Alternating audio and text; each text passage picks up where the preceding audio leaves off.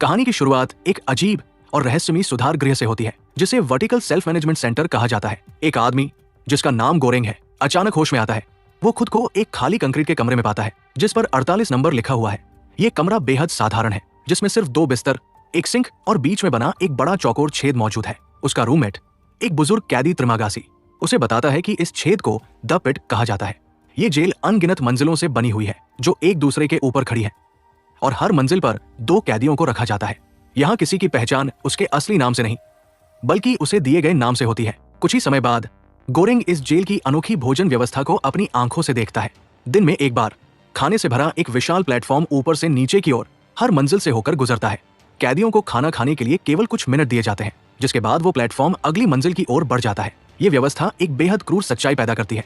ऊपर की मंजिलों पर रहने वाले कैदियों को भरपूर खाना मिलता है, जबकि नीचे की मंजिलों तक पहुंचते पहुंचते खाने का अधिकांश हिस्सा खत्म हो जाता है और कई कैदियों के लिए लगभग कुछ भी नहीं बचता। हालात और भी बदतर इसलिए है क्योंकि हर महीने सभी कैदियों को पूरी तरह से यादृच्छिक तरीके से किसी दूसरी मंजिल पर भेज दिया जाता है। यानी आज जो व्यक्ति ऊपर है वो अगले महीने नीचे भी हो सकता है। यहाँ हर किसी की किस्मत लगातार बदलती रहती है। जब पहली बार भोजन वाला प्लेटफॉर्म उनके स्तर पर पहुंचता है तो गोरेंग उस पर सजे विशाल और शानदार भोज को देखकर हैरान रह जाता है। लेकिन क्योंकि उसे भूख नहीं लगी होती, वो कुछ भी लेने से इनकार कर देता है। उसे लगता है कि खाना नीचे मौजूद लोगों के लिए छोड़ देना चाहिए। हालांकि त्रिमागासी की सोच इससे बिल्कुल अलग होती है। पेट भरकर खाना खाने के बाद त्रिमागासी जानबूझकर खाने की मेज पर थूक देता है। उसके अनुसार ऊपर की मंजिलों के कैदियों ने भी शायद यही किया होगा। इस जगह पर दया, इंसानियत या दूसरों की परवाह करने का कोई मतलब नहीं है। कुछ समय बाद गोरेंग एक सेब को बाद में खाने के लिए बचाकर रखने की कोशिश करता है, लेकिन जैसे ही भोजन वाला प्लेटफॉर्म उनकी मंजिल से नीचे चला जाता है, कमरे का तापमान अचानक तेजी से बढ़ने लगता है। कुछ ही पलों में पूरा कमरा असहनीय रूप से गर्म हो जाता है। त्रिमागासी उसे बताता है कि इसकी वजह क्या है। इस जेल में प्लेटफॉर्म के जाने के बाद खाना अपने पास रखना सख्त मना है। अगर कोई कैदी खाना छिपाने की कोशिश करता है तो जेल की सजा देने वाली प्रणाली तुरंत सक्रिय हो जाती है। खतरे को समझते हुए गोरेंग जल्दी से उस सेब को फेंक देता है, इससे पहले कि गर्मी जानलेवा बन जाए। ये घटना उसे उस इंटरव्यू की याद दिलाती है जो उसने इस सुविधा केंद्र में आने से पहले दिया था। इंटरव्यू के दौरान उसे एक समझौते पर हस्ताक्षर करने पड़े थे, जिसमें साफ लिखा था कि उसे अपनी पूरी सजा यही बितानी होगी और समय से पहले बाहर निकलने की कोई अनुमति नहीं होगी। जेल में आने वाले हर कैदी को अपने साथ केवल एक व्यक्तिगत वस्तु लाने की इजाजत होती है, जहां ज्यादातर लोग कोई उपयोगी औजार या हथियार चुनते हैं। वही गोरेंग ने एक बेहद अनोखी चीज चुनी थी, प्रसिद्ध उपन्यास डॉन क्विक्सोट की एक प्रति। ज्यादातर कैदियों के विपरीत गोरेंग अपनी इच्छा से इस रहस्यमयी जेल में आया था। उसे वादा किया गया था कि अगर वो यहाँ 6 महीने पूरे कर लेता है तो उसे एक आधिकारिक और मान्यता प्राप्त डिप्लोमा दिया जाएगा। अगले दिन भोजन वाला प्लेटफॉर्म एक बार फिर उनकी मंजिल पर पहुंचता है, लेकिन गोरेंग फिर भी खाना खाने से इनकार कर देता है। ये देखकर त्रिमागासी उसकी हरकत समझ नहीं पाता। उसके लिए 48वीं मंजिल जैसी ऊंची जगह पर होना किसी सौभाग्य से कम नहीं था, और उसकी नजर में गोरेंग इस मौके को बेकार कर रहा था। अपने रूममेट के अतीत के बारे में जानने की जिज्ञासा में गोरेंग उससे पूछता है कि वो आखिर इस जेल तक कैसे पहुंचा। तब त्रिमागासी अपनी जिंदगी की एक अजीब और हैरान कर देने वाली कहानी सुनाता है। उसके मुताबिक सब कुछ एक टेलीविजन विज्ञापन से शुरू हुआ था। उस विज्ञापन में एक शानदार रसोई का चाकू दिखाया गया था, जिसे देखकर वो इतना प्रभावित हुआ कि उसने तुरंत उसे खरीद लिया। लेकिन कुछ ही दिनों बाद एक नया विज्ञापन प्रसारित हुआ, जिसमें उसी चाकू का और भी बेहतर तथा उन्नत संस्करण दिखाया गया। ये देखकर त्रिमागासी का गुस्सा बेकाबू हो गया। गुस्से के दौरे में उसने अपना टेलीविजन उठाया और अपार्टमेंट की खिड़की से बाहर फेंक दिया। दुर्भाग्य से वो टेलीविजन नीचे सड़क पर चल रहे एक व्यक्ति के ऊपर जा गिरा, जिससे उसकी मौत हो गई। इस घटना के बाद त्रिमागासी को गिरफ्तार कर लिया गया। बाद में उसे 2 विकल्प दिए गए, या तो वो किसी मनोरोग संस्थान में समय बिताए या फिर इस रहस्यमयी वर्टिकल जेल में प्रवेश करे। त्रिमागासी ने जेल को चुना और तब से वो इसी भयावह जगह में फंसा हुआ है। जेल के बारे में बातचीत करते हुए त्रिमागासी एक चौंकाने वाला खुलासा करता है। वो बताता है कि अब तक उसे जिस सबसे निचली मंजिल पर भेजा गया था वो लेवल 132 था, लेकिन वहां से भी वो नीचे की ओर और कई मंजिलों को देख सकता था। इससे साफ था कि ये जेल उतनी छोटी नहीं थी जितना लोग सोचते थे, बल्कि इसकी गहराई कल्पना से कहीं ज्यादा थी। वो आगे समझाता है कि इतनी नीचे तक पहुंचते पहुंचते भोजन लगभग कभी नहीं बचता। जब तक खाने वाला प्लेटफॉर्म निचले स्तरों तक पहुंचता है तब तक ज्यादातर खाना पहले ही खत्म हो चुका होता है। वहां 1 महीना जीवित रहना ही बेहद मुश्किल है, और अगर किसी कैदी को लगातार कई महीनों तक निचली मंजिलों पर भेज दिया जाए तो ये लगभग मौत की सजा के बराबर बन जाता है। ये बात सुनकर गोरेंग बुरी तरह डर जाता है। उसे लगता है कि अगर सभी कैदी मिलकर सहयोग करें तो इस समस्या का समाधान निकाला जा सकता है। इसलिए जब भी भोजन वाला प्लेटफॉर्म गुजरता है वो आसपास की मंजिलों पर मौजूद कैदियों से बात करने की कोशिश करता है, वो उनसे अनुरोध करता है कि वे केवल उतना ही खाना लें जितनी उन्हें जरूरत है, ताकि नीचे रहने वाले लोगों के लिए भी कुछ भोजन बच सके। लेकिन उसकी बातें किसी पर असर नहीं डालती। लोग उसकी अपील का मजाक उड़ाते हैं और पूरी तरह अनदेखा कर देते हैं।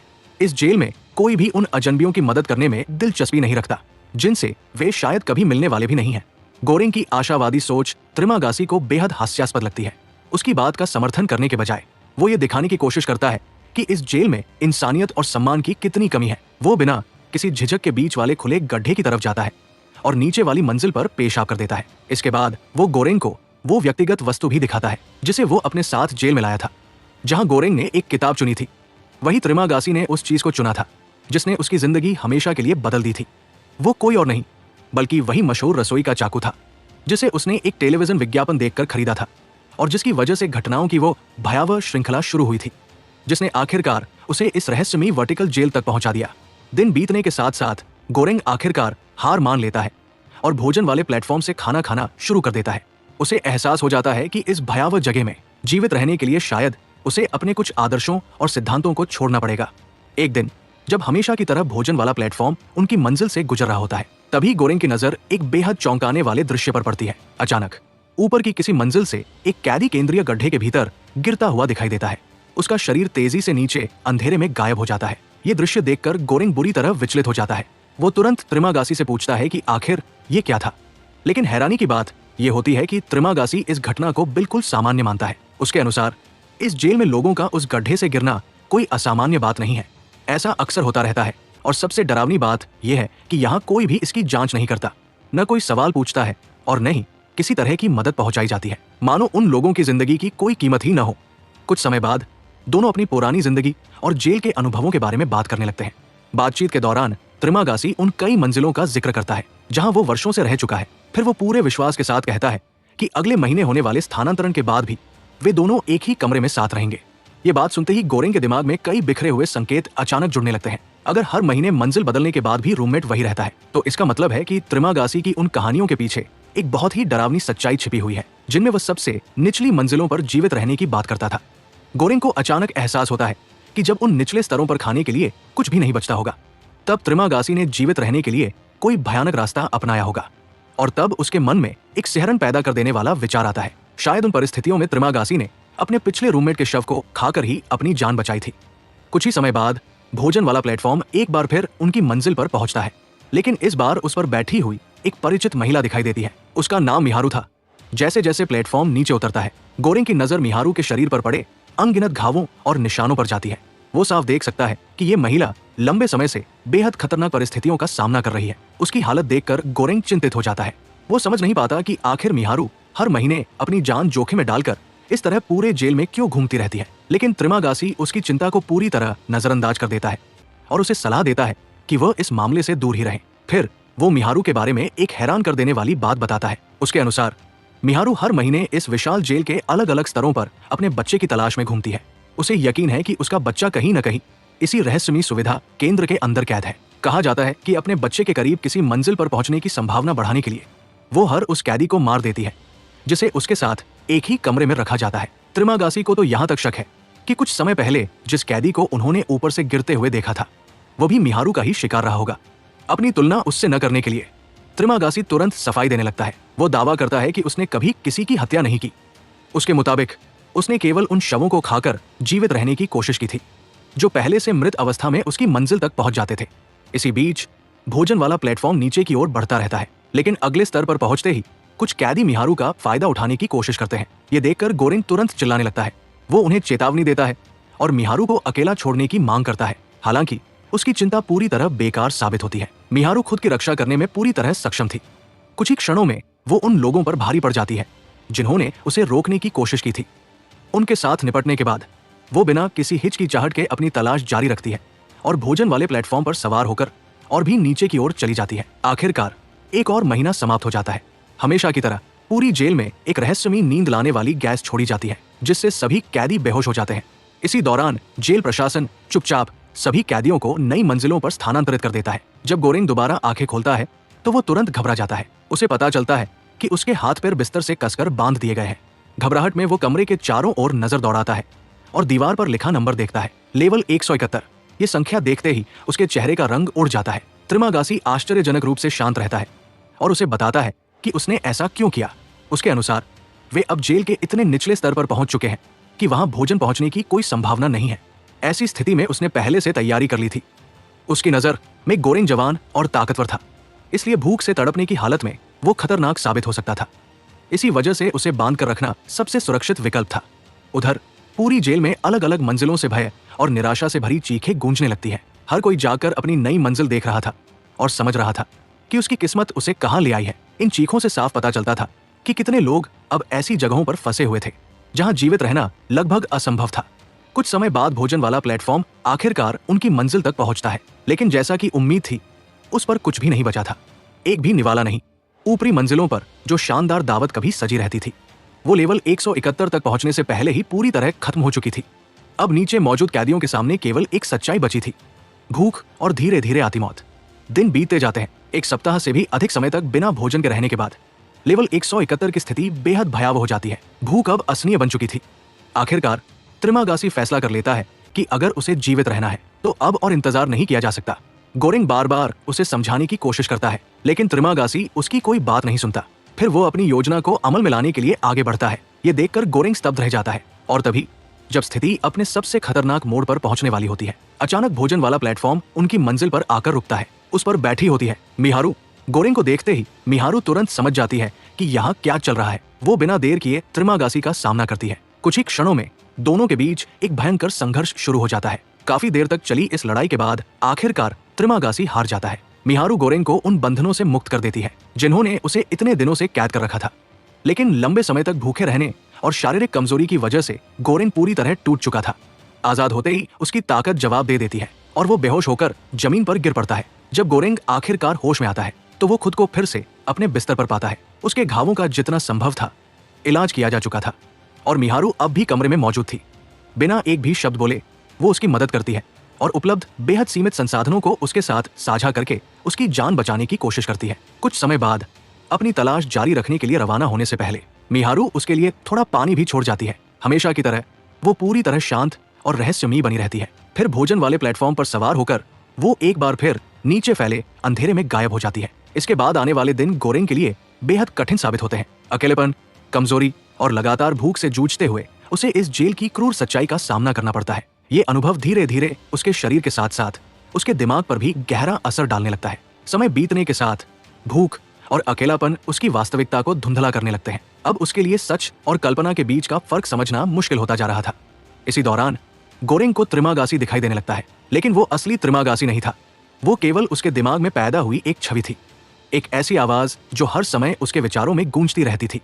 ये भ्रम बार बार उसके फैसलों को चुनौती देते हैं और उसे मजबूर करते हैं कि वो खुद से सवाल करे, आखिर जीवित रहने के लिए वो किस हद तक बदल चुका है? क्या वो अब भी वही इंसान है जो पहली बार इस जेल में आया था, या फिर ये जगह उससे उसकी पहचान छीन चुकी है? जेल की अंतहीन गहराइयों में फंसा गोरेंग धीरे धीरे एक भयानक सच्चाई समझने लगता है। अब उसकी सबसे बड़ी लड़ाई भूख के खिलाफ नहीं रह गई थी।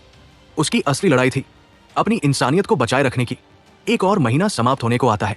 हमेशा की तरह जेल की रहस्यमयी नींद लाने वाली गैस पूरे कमरे में फैल जाती है और सभी कैदियों को गहरी बेहोशी में डाल देती है। नींद के दौरान गोरेंग एक अजीब सपना देखता है। सपने में वो खुद को एक महिला के साथ शांत और सुखद पल बिताते हुए देखता है, जबकि कुछ दूरी पर मिहारू चुपचाप खड़ी होकर उन्हें देख रही होती है। लेकिन जब वो आखिरकार जागता है तो सच्चाई उसके सपने से बिल्कुल अलग निकलती है। जिस एहसास को वो किसी महिला का स्पर्श समझ रहा था, वो दरअसल एक कुत्ता था जो उसका चेहरा चाट रहा था।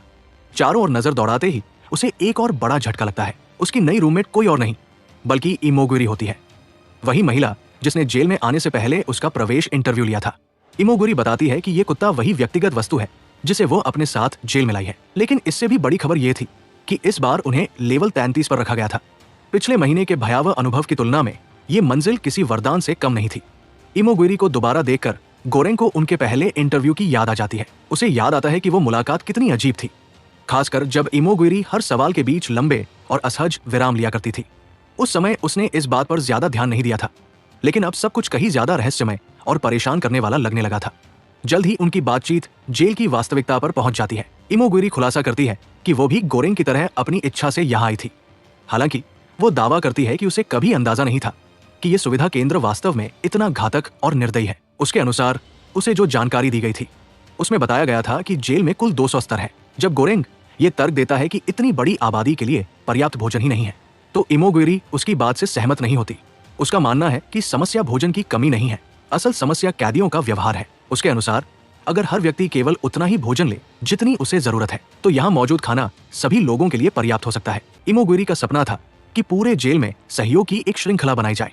वो विश्वास करती थी कि अगर हर कैदी जिम्मेदारी और संयम से व्यवहार करे, तो ये पूरी व्यवस्था सभी के लिए निष्पक्ष और संतुलित बन सकती है। लेकिन गोरेंग को उसकी ये आशावादी सोच हकीकत से बहुत दूर लगती है। इस जेल में उसने जो कुछ देखा था, उसके बाद इंसानों से ऐसी उम्मीद करना उसके लिए लगभग असंभव था। गोरेंग ने इस जेल में जो कुछ भी देखा था, उसके बाद उसे लोगों के बीच स्वतः पैदा होने वाली एकता और सहयोग की उम्मीद लगभग असंभव लगती थी। फिर भी उसके मन में एक सवाल उठता है, क्या कोई ऐसी भयावह या चौंका देने वाली घटना हो सकती है जो लोगों को अपना व्यवहार बदलने पर मजबूर कर दे? बातचीत के दौरान चर्चा फिर से मिहारू और उसके बच्चे की तलाश पर पहुंच जाती है। गोरेंग सुझाव देता है कि शायद किसी बच्चे की मौत जैसी दुखद घटना पूरे सिस्टम को बदलने की प्रेरणा बन सकती है, लेकिन इमोगुइरी तुरंत इस संभावना को खारिज कर देती है। उसके अनुसार जहां तक उसे जानकारी है, जेल के नियम किसी भी हाल में 16 वर्ष से कम उम्र के बच्चे को इस सुविधा केंद्र में प्रवेश करने की अनुमति नहीं देते। उसी दिन बाद में जब भोजन वाला प्लेटफॉर्म उनकी मंजिल पर पहुंचता है, तो इमोगुइरी अपने सिद्धांतों पर अमल करके दिखाती है। वो केवल उतना ही खाना खाती है जितनी उसे जरूरत होती है, अपने कुत्ते को भी खाना खिलाती है और फिर बचे हुए भोजन को बड़ी सावधानी से बराबर हिस्सों में बांट देती है। जब प्लेटफॉर्म अगली मंजिल की ओर नीचे उतरने लगता है, तो वो नीचे मौजूद कैदियों से बात करने की कोशिश करती है। वो उनसे अनुरोध करती है कि वे केवल उन्हीं हिस्सों को खाएं जो उसने तैयार किए हैं और फिर ठीक उतनी ही मात्रा अगले स्तर के लोगों के लिए भी छोड़ दें। उसे उम्मीद थी कि ये संदेश मंजिल दर मंजिल नीचे तक पहुंचता जाएगा और धीरे धीरे पूरे जेल में सहयोग की एक श्रृंखला बन जाएगी। लेकिन प्रतिक्रिया बिल्कुल वैसी ही मिलती है जैसी गोरेंग ने पहले से अनुमान लगा रखा था। कैदी उसकी बात को पूरी तरह नजरअंदाज कर देते हैं। कुछ लोग उसका मजाक उड़ाते हैं, कुछ उसे गालियां देते हैं और ज्यादातर लोग बिना किसी परवाह के जितना चाहें उतना खाना उठा लेते हैं। ये सब देखकर गोरेंग कहता है कि प्रशासन ने कभी भी सहयोग को सफल बनाने का इरादा रखा ही नहीं था। उसके अनुसार इस जेल की पूरी संरचना ही इस तरह बनाई गई है कि लोग स्वार्थी बने, एक दूसरे के खिलाफ खड़े हों और लगातार संघर्ष करते रहें। लेकिन इमोगुइरी उसकी बात से पूरी तरह असहमत होती है, क्योंकि वो कभी इसी प्रशासन का हिस्सा रह चुकी थी। इसलिए वो ये मानने को तैयार नहीं थी कि वहां काम करने वाला हर व्यक्ति भ्रष्ट या क्रूर है। गोरेंग तुरंत उसकी बात का जवाब देता है। वो उसे एक ऐसी सच्चाई की याद दिलाता है जिसे शायद वो स्वीकार नहीं करना चाहती। वो कहता है कि प्रशासन में उसकी पुरानी नौकरी ने उसे ऐसे फायदे दिए थे जो आम कैदियों को कभी नहीं मिलते।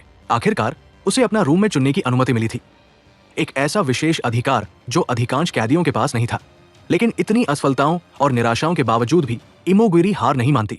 दिन पर दिन वो उसी लगन के साथ भोजन को बराबर हिस्सों में बांटती रहती है और नीचे की मंजिलों के लोगों से सहयोग करने की गुहार लगाती रहती है। उसे अब भी विश्वास था कि अगर लोग चाहें तो इस क्रूर व्यवस्था को बदला जा सकता है। दुर्भाग्यवश इमोगुइरी की हर कोशिश का अंत हमेशा एक ही तरह से होता है। उसके शब्द नीचे की अंधेरी गहराइयों में गायब हो जाते हैं, ऐसे कैदियों द्वारा पूरी तरह अनसुने जो बहुत पहले ही न्याय, भरोसे और त्याग पर विश्वास खो चुके थे। 2 हफ्ते बीत जाते हैं और धीरे धीरे गोरेंग का धैर्य भी खत्म होने लगता है। हर दिन वो इमोगुइरी को नीचे की मंजिलों से खाना बांटने और सहयोग की अपील करते हुए सुनता है, लेकिन परिणाम हमेशा निराशाजनक ही रहते हैं। आखिरकार वो समझ जाता है कि सिर्फ दया और अच्छे इरादों से इस जगह में कुछ भी बदलना संभव नहीं है। अगली बार जब भोजन वाला प्लेटफॉर्म आता है, तो गोरेंग एक अलग तरीका अपनाता है। इस बार वो नीचे की मंजिलों के कैदियों को चेतावनी देता है। वो साफ कहता है कि अगर उन्होंने इमोगुइरी द्वारा तय किए गए हिस्सों का सम्मान नहीं किया, तो वो खुद भोजन को दूषित कर देगा ताकि कोई भी उसे खा न सके। न्याय और सहयोग की अपील के विपरीत ये धमकी आश्चर्यजनक रूप से प्रभावी साबित होती है। कुछ ही समय में ये संदेश पूरे जेल में फैल जाता है। पहली बार कैदी दिए गए नियमों का पालन करने लगते हैं। धीरे धीरे इस क्रूर व्यवस्था के भीतर एक अजीब सा अनुशासन बनने लगता है जो पहले असंभव माना जाता था। कुछ समय बाद भोजन वाला प्लेटफॉर्म फिर से नीचे उतरता है और इस बार एक अप्रत्याशित दृश्य सामने आता है। मिहारू फिर से दिखाई देती है, लेकिन इस बार वो बेहोश अवस्था में होती है। उसकी हालत देखकर गोरेंग और इमोगुइरी तुरंत उसे प्लेटफॉर्म से उठाते हैं और सावधानी से बिस्तर पर लेटा देते हैं। वे उसकी देखभाल में व्यस्त होते हैं। तभी इमोगुइरी का कुत्ता चुपचाप मौके का फायदा उठाता है और प्लेटफॉर्म से कुछ खाना उठा लेता है। जैसे ही प्लेटफॉर्म नीचे चला जाता है, उसके परिणाम तुरंत महसूस होने लगते हैं। कमरे का तापमान तेजी से गिरने लगता है, जो इस बात का संकेत था कि भोजन नियमों का उल्लंघन हुआ है। खतरे को समझते ही गोरेंग तुरंत कुत्ते के पीछे दौड़ता है। वो किसी तरह उससे खाना वापस ले लेता है, इससे पहले कि जेल की सजा देने वाली प्रणाली जानलेवा स्थिति तक पहुंच जाए। जैसे ही खाना वापस आता है, कमरे का तापमान फिर से सामान्य हो जाता है। रात होने पर गोरेंग मिहारू को बिस्तर पर आराम करने देता है, जबकि वो खुद जमीन पर सो जाता है। अगली सुबह अचानक जोर जोर से चीखने और संघर्ष की आवाजें उसे जगा देती है। घबराकर वो देखता है कि मिहारू और इमोगुइरी के बीच एक हिंसक झड़प शुरू हो चुकी है। जल्द ही इस संघर्ष की असली वजह सामने आ जाती है। रात के दौरान मिहारू ने उस कुत्ते को मारकर उसे खाने के लिए इस्तेमाल कर लिया था। इस घटना से इमोगुइरी पूरी तरह टूट जाती है। वो कुत्ता उसके लिए सिर्फ एक जानवर नहीं था, बल्कि वही उसकी अकेली निजी चीज थी जिसे वो अपने साथ इस जेल में लाई थी। उसकी मौत इमोगुइरी के लिए इस बात की एक और दर्दनाक याद बन जाती है कि ये सुविधा केंद्र किस तरह धीरे धीरे इंसानियत, भावनाओं और करुणा को खत्म कर देता है और लोगों को असंभव विकल्पों के बीच खड़ा कर देता है। कमरे के अंदर तनाव लगातार बढ़ता जाता है। गोरेंग एक बार फिर देखता है कि इस वर्टिकल सेल्फ मैनेजमेंट सेंटर में जीवित रहना हर कैदी को उसकी सीमा के और करीब धकेल देता है। अगले दिन मिहारू कुछ हद तक ठीक होकर फिर से अपनी यात्रा जारी रखती है और भोजन वाले प्लेटफॉर्म पर सवार होकर और नीचे की ओर चली जाती है। उसके जाने के बाद गोरेंग इमोगुइरी को मिहारू के उस विश्वास के बारे में बताता है जिसमें वह अपने खोए हुए बच्चे को इसी जेल में ढूंढने की बात करती है। लेकिन इमोगुइरी तुरंत इस दावे को चुनौती देती है। उसके अनुसार जेल के रिकॉर्ड के मुताबिक मिहारू लगभग 1 साल पहले अकेली ही इस सुविधा केंद्र में आई थी। उसके आने से पहले वो एक अभिनेत्री के रूप में काम करती थी और गोरेंग की तरह ही उसने भी स्वेच्छा से इस जेल में प्रवेश किया था। बातचीत धीरे धीरे और व्यक्तिगत हो जाती है। इमोगुइरी स्वीकार करती है कि उसने वर्षों तक प्रशासन के लिए काम किया और बिना पूरी सच्चाई जाने लोगों को इस जेल में भेजने में हिस्सा लिया। अब उसी व्यवस्था के अंदर फंसी हुई जिसे वो कभी नियंत्रित करती थी, वो गहरे अपराधबोध से गुजर रही है। वो ये भी बताती है कि वो कई वर्षों से एक गंभीर बीमारी से जूझ रही है। जब उसे पता चला कि उसका इलाज संभव नहीं है, तब उसने इस जेल में आने का निर्णय लिया। उसका विश्वास था कि यहाँ रहकर वो कुछ अर्थपूर्ण कर पाएगी और व्यवस्था को भीतर से बदलने में मदद करेगी। लेकिन अब तक जो कुछ उसने देखा है, उसके बाद ये उम्मीद धीरे धीरे खत्म होती जा रही है। लेवल 33 पर उनके अंतिम दिन धीरे धीरे बीतने लगते हैं। इमोगुइरी अब पहले से कहीं ज्यादा शांत और अलग थलग हो जाती है। यहाँ तक कि जब खाना उपलब्ध होता है तभी उसके पास खाने की इच्छा नहीं बचती। गोरेंग उसे बार बार समझाने की कोशिश करता है कि ये एक सौभाग्यपूर्ण स्तर है और उन्हें इसका पूरा फायदा उठाना चाहिए, क्योंकि अगले महीने का स्थानांतरण उन्हें कहीं नीचे भी भेज सकता है। लेकिन इमोगुइरी अब पूरी तरह भावनात्मक रूप से टूट चुकी होती है। वो ज्यादातर समय चुपचाप बिस्तर पर लेटी रहती है, जैसे उसके अंदर कोई ताकत ही बाकी न बची हो। आखिरकार महीने का अंत आ जाता है। हमेशा की तरह जेल में नींद लाने वाली गैस भर दी जाती है और सभी कैदियों को नए स्तरों पर स्थानांतरित कर दिया जाता है। जब गोरेंग अपनी आंखें खोलता है तो उसे तुरंत एक बड़ा झटका लगता है। दीवार पर लिखा नंबर था 202। ये देखकर साफ हो जाता है कि ये जेल इमोगुइरी की कल्पना से भी कहीं ज्यादा गहरी है। उसका ये अनुमान कि यहाँ केवल 200 स्तर हैं गलत साबित हो चुका था।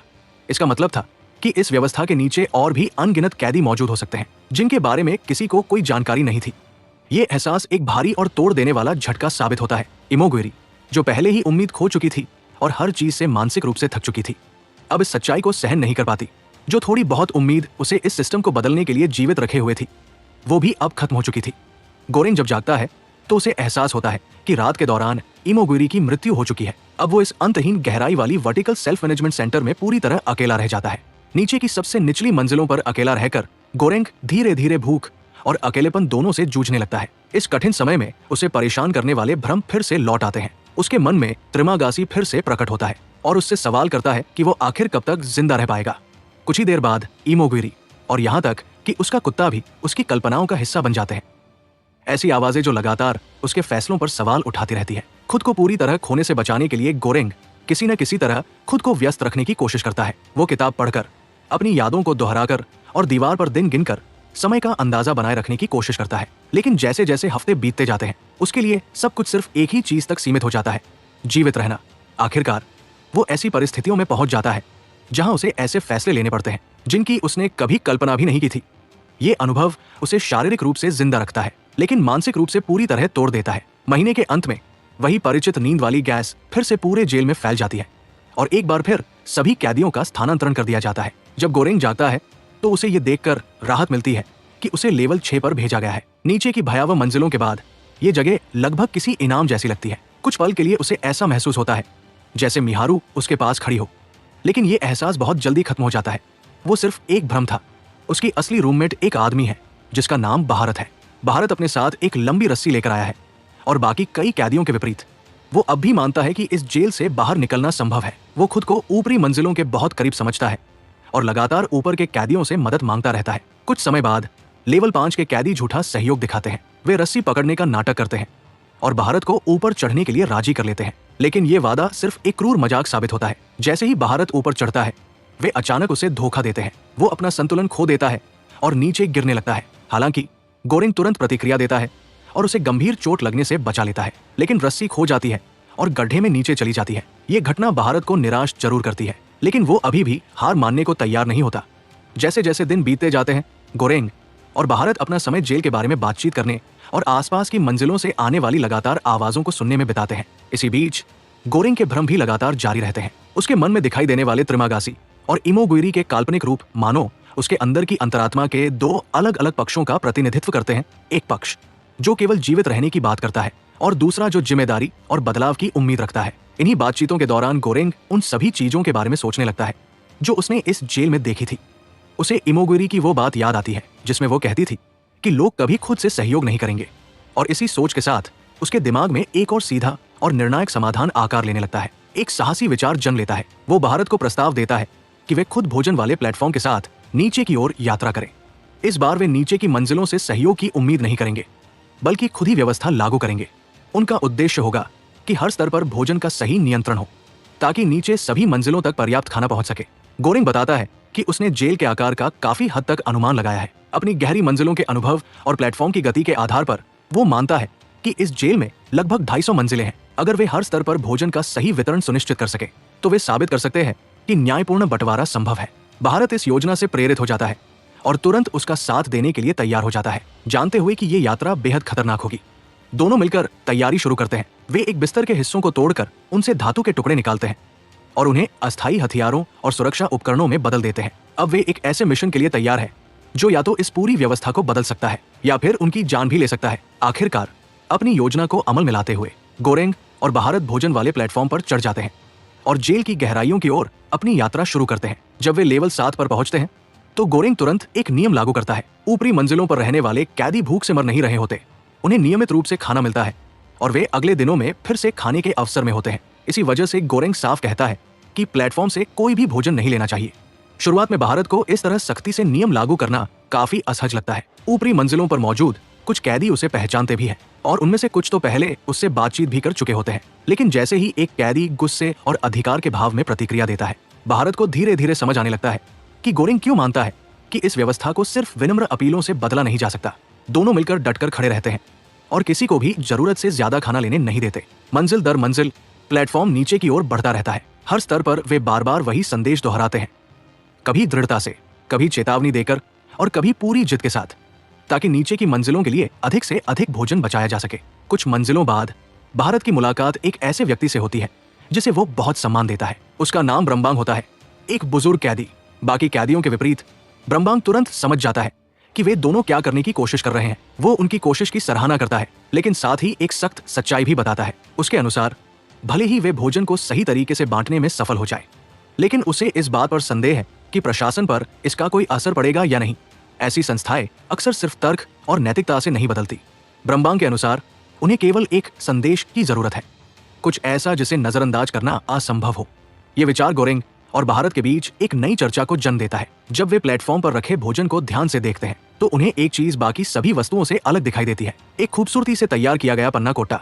आम भोजन के बीच ये मिठाई एक तरह की विलासिता, परिशुद्धता और विशेष दर्जे का प्रतीक लगती है। अगर वे इसे बिना नुकसान पहुंचाए पूरे जेल के हर स्तर से गुजारने में सफल हो जाए तो ये इस बात का प्रमाण बन सकता है कि कैदी आत्मनियंत्रण और सहयोग करने में सक्षम है। यही पन्ना कोट्टा उनके मिशन का केंद्र बन जाता है। इसके बाद से गोरेंग और भारत उसे बेहद सावधानी से सुरक्षित रखते हुए अपनी यात्रा जारी रखते हैं। हर मंजिल पर वे बचे हुए भोजन की रक्षा करते हैं, विरोध करने वाले कैदियों का सामना करते हैं और जेल की और भी गहरी परतों में आगे बढ़ते जाते हैं, इतना नीचे जितना वे दोनों पहले कभी नहीं गए थे। जैसे जैसे प्लेटफॉर्म इस सुविधा केंद्र के और भी अधिक निराशाजनक और भयावह हिस्सों में उतरता जाता है, उनका काम लगातार कठिन होता जाता है। फिर भी दोनों पुरुष अपना मिशन छोड़ने से इनकार कर देते हैं। वे मानते हैं कि सुरक्षित रखा गया वो पन्ना कोट्टा ही वो प्रतीक बन सकता है जो उनके संदेश को सीधे उस शक्ति तक पहुंचा दे जो वास्तव में इस जेल को नियंत्रित करती है। जैसे ही प्लेटफॉर्म लेवल 50 से नीचे पहुंचता है, गोरेंग और भारत आखिरकार उस भोजन का वितरण शुरू करते हैं जिसे वे अब तक बचाकर रखते आए थे। पहली बार उन्हें ऐसे कैदी मिलते हैं जिन्हें सच में मदद की जरूरत होती है। कई कैदी लंबे समय से ठीक से खाना नहीं खा पाए होते और भोजन मिलते ही वे गहरी राहत और आभार महसूस करते हैं। जैसे जैसे वे और नीचे उतरते हैं, परिस्थितियां और भी कठोर होती जाती है। लेवल 97 पर उन्हें एक बहुत ही कमजोर बुजुर्ग कैदी मिलता है, साथ ही एक युवा व्यक्ति भी मौजूद होता है जिसका व्यवहार मानसिक रूप से अस्थिर प्रतीत होता है। गोरेंग मदद करने के इरादे से उस बुजुर्ग कैदी को खाना देने लगता है, लेकिन वहीं मौजूद वो युवा कैदी बेहद डरावनी उदासीनता के साथ प्रतिक्रिया देता है। उसके व्यवहार से साफ झलकता है कि इस निचली गहराई में जीवित रहने की मजबूरी ने इंसानियत और नैतिकता की हर भावना को खत्म कर दिया है। आगे बढ़ते हुए वे एक ऐसे स्तर पर पहुंचते हैं जहां केवल एक मृत शरीर पड़ा होता है। वहां किसी भी जीवित कैदी का न होना गोरेंग को चौंका देता है। और इससे भी ज्यादा हैरान करने वाली बात यह होती है कि प्लेटफॉर्म यहाँ अपने सामान्य 2 मिनट के ठहराव के लिए रुकता ही नहीं। इसके बजाय वो बिना रुके सीधे नीचे की ओर आगे बढ़ जाता है। ये घटना गोरेंग को अपनी पहले की गई गणनाओं पर दोबारा सोचने के लिए मजबूर कर देती है। अगर प्लेटफॉर्म कुछ मंजिलों को छोड़कर भी नीचे की ओर लगातार बढ़ सकता है, तो इसका मतलब ये हो सकता है कि ये जेल उसकी कल्पना से कहीं ज्यादा विशाल है। कुछ समय बाद वे एक और आबाद मंजिल पर पहुंचते हैं, जहां एक हिंसक संघर्ष पहले से ही चल रहा होता है। 2 कैदी मिहारू पर हमला कर रहे होते हैं। बिना किसी हिचकिचाहट के गोरेंग और भारत तुरंत उसकी मदद के लिए दौड़ पड़ते हैं। ये टकराव उनके पूरे सफर का अब तक का सबसे खतरनाक क्षण बन जाता है। हमलावर बेहद मजबूत और हथियारों से लैस होते हैं, जिससे दोनों को अपनी जान बचाने के लिए कठिन संघर्ष करना पड़ता है। काफी मशक्कत के बाद वे किसी तरह हमलावरों को काबू में कर लेते हैं, लेकिन उनकी ये जीत एक भारी कीमत के साथ आती है। वे मिहारू को बचाने में देर कर चुके होते हैं। मिहारू की मौत का असर गोरेंग पर गहरा पड़ता है। पूरी जेल यात्रा के दौरान मिहारू हमेशा एक रहस्य बनी रही थी। एक ऐसी महिला जो लगातार किसी ऐसी चीज की तलाश में थी जिसे कोई और समझ नहीं पाया। गोरेंग अभी उस घटना को ठीक से समझ भी नहीं पाता कि भारत उसे तुरंत प्लेटफॉर्म पर वापस आने के लिए कहता है। अगर वे यहाँ रुके रहे तो उनका मिशन यहीं समाप्त हो जाएगा और उनकी यात्रा फिर से आगे बढ़ जाती है। जैसे जैसे वे और नीचे उतरते जाते हैं, उन्हें कम और कम जीवित कैदी दिखाई देते हैं। कई मंजिलें पूरी तरह खाली और उजड़ी हुई मिलती है, जो नीचे की ओर जीवन की भयावह स्थिति को साफ दिखाती है। अंततः प्लेटफॉर्म लेवल 333 पर पहुंचता है। ऊपरी मंजिलों के विपरीत इस बार प्लेटफॉर्म पूरी तरह रुक जाता है। शुरुआत में कमरा खाली दिखाई देता है, लेकिन ध्यान से देखने पर गोरेंग और भारत को एक चौंकाने वाली खोज होती है। एक छोटा बच्चा बिस्तरों में से एक के नीचे छिपा हुआ मिलता है। ये दृश्य दोनों को पूरी तरह स्तब्ध कर देता है। सदियों जैसे लंबे समय से हर कोई यही मानता आया था कि इस जेल में कोई बच्चा मौजूद नहीं है, लेकिन अब जो सामने था वो इस झूठ को पूरी तरह तोड़ देता है। ये एक निर्विवाद सच्चाई थी। इस संरचना के सबसे निचले स्तर पर एक बच्ची किसी तरह जीवित बची हुई थी। गोरेंग और भारत जैसे ही उसकी ओर बढ़ते हैं, प्लेटफॉर्म अचानक फिर से चलने लगता है। उसी क्षण गोरेंग को एहसास होता है कि जिस पन्ना कोट्टा को वे इतने समय से संदेश के रूप में सुरक्षित रख रहे थे, वो शायद कभी असली उद्देश्य था ही नहीं। अब उसके सामने ये साफ हो चुका था कि एक जीवित बच्ची की मौजूदगी के सामने एक मिठाई का कोई अर्थ नहीं रह जाता। वो सुझाव देता है कि पन्ना कोट्टा को नीचे भेज दिया जाए, लेकिन कमरे में अनिश्चितता छा जाती है। आखिरकार वे निर्णय लेते हैं कि उस बच्चे को भोजन की जरूरत किसी भी प्रतीकात्मक संदेश से कहीं अधिक है। सबकी उम्मीद के विपरीत मिठाई को रोकने पर भी जेल की ओर से कोई प्रतिक्रिया नहीं होती। न कोई सजा, न कोई चेतावनी, न ही तापमान में कोई बदलाव। सिर्फ एक अजीब सी खामोशी बचती है जो खुद में बहुत कुछ कहती है। तीनों, गोरेंग, भारत और वो बच्ची, अब उस अंतिम स्तर पर एक साथ रह जाते हैं। थकान और गंभीर चोटों के बीच गोरेंग संघर्ष करता रहता है। इसी दौरान उसके साथ चलने वाले भ्रम फिर से लौट आते हैं। त्रिमागासी, इमोगिरी और मिहारू, ये सभी अब उसकी स्मृतियों और अनुभवों के अलग अलग हिस्सों की तरह उसके सामने प्रकट होते हैं। जैसे जैसे वास्तविकता और कल्पना की सीमाएं धुंधली होने लगती है, गोरेंग एक गहरी सच्चाई को समझने लगता है। असली संदेश पन्ना कोट्टा नहीं था। असली संदेश वो बच्ची थी, जो इस बात का जीवित प्रमाण थी कि प्रशासन ने जेल के बारे में जो कुछ भी कहा था वो पूरा सच नहीं था। बाद में जब गोरेंग होश में आता है तो उसे पता चलता है कि भारत अपनी चोटों की वजह से जीवित नहीं रह पाया। लंबी और कठिन यात्रा ने आखिरकार अपना अंतिम शिकार ले लिया था। अब वो उस बच्ची के साथ इस जेल की सबसे गहरी तह में अकेला रह जाता है, और तभी उसे समझ आता है कि आगे क्या करना है। संदेश मिल चुका है और अब उसे ऊपर भेजना बाकी है। जब प्लेटफॉर्म अपनी अंतिम वापसी यात्रा शुरू करता है तो गोरेंग उस बच्ची को, जिसका नाम माली था, साथ लेकर उस पर चढ़ने में मदद करता है। दोनों ऊपर की ओर बढ़ते हैं, उस रहस्यमयी लेवल 0 की तरफ, जहां से पूरी व्यवस्था नियंत्रित होती है। जैसे जैसे प्लेटफॉर्म ऊपर उठता है, वे अंततः एक ऐसे अंधेरे और शांत क्षेत्र में पहुंचते हैं जो अब तक देखी गई किसी भी मंजिल से बिल्कुल अलग है। यहाँ न कोई कैदी है, न भोजन, और न ही उन लोगों का कोई निशान जो इस जेल को चलाते हैं।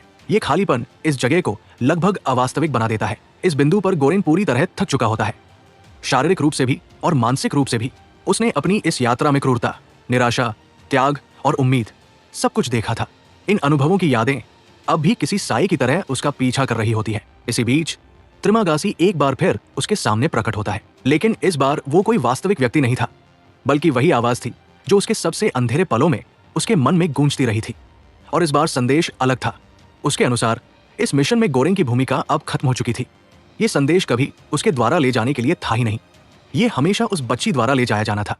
गोरेंग को आखिरकार सच्चाई समझ में आ जाती है। एक बिना छुआ हुआ डेट शायद अनदेखा किया जा सकता था, समझाया जा सकता था या भुलाया जा सकता था, लेकिन जेल के सबसे निचले स्तर पर एक बच्चे का जीवित बच जाना ऐसी सच्चाई थी जिसे कोई भी नजरअंदाज नहीं कर सकता था। उसका अस्तित्व ही इस पूरे सिस्टम की पोल खोल देता है और प्रशासन के सभी दावों को चुनौती देता है। इस एहसास को स्वीकार करते हुए गोरेंग प्लेटफॉर्म से पीछे हट जाता है और माली को अकेले आगे जाने देता है। जैसे ही प्लेटफॉर्म फिर से ऊपर की ओर बढ़ने लगता है, वो उसे अंधेरे में खोते हुए देखता है। अब उसके साथ न कोई संदेश था, न कोई स्पीच, न कोई लिखित प्रमाण, सिर्फ माली, जो खुद ही उस पूरी सच्चाई का प्रतीक बन चुकी थी जिसे ये जेल लंबे समय से छिपा रही थी। इस पहली बार गोरेंग कोशिश नहीं करता कि वो आगे क्या होगा उसे नियंत्रित करे। अब उसके पास बस एक ही चीज बचती है, उम्मीद। उम्मीद कि जब प्लेटफॉर्म आखिरकार ऊपर के लोगों तक पहुंचेगा तो उन्हें वो सच्चाई देखनी ही पड़ेगी जिसे वे इतने समय से नजरअंदाज करते आ रहे थे। और इसी के साथ कहानी एक रहस्यमय लेकिन शक्तिशाली अंत पर पहुंचती है, जो दर्शकों को खुद तय करने के लिए छोड़ देती है कि क्या ये संदेश वास्तव में कभी पहुंच पाया था या नहीं। तो दोस्तों, यही थी इस फिल्म की पूरी कहानी। आपका क्या मानना है? क्या ये संदेश ऊपर तक पहुंचा या गोरेंग की सारी कुर्बानी बेकार गई? अपनी राय नीचे कमेंट में जरूर बताइए। अगर आपको ये रिकैप पसंद आया हो तो वीडियो को लाइक करें, अपने दोस्तों के साथ शेयर करें और चैनल को सब्सक्राइब करना न भूलें। साथ ही नोटिफिकेशन बेल जरूर दबा दें ताकि अगली कहानी आपसे मिस ना हो। देखने के लिए धन्यवाद। फिर मिलेंगे अगले मूवी रिकैप में।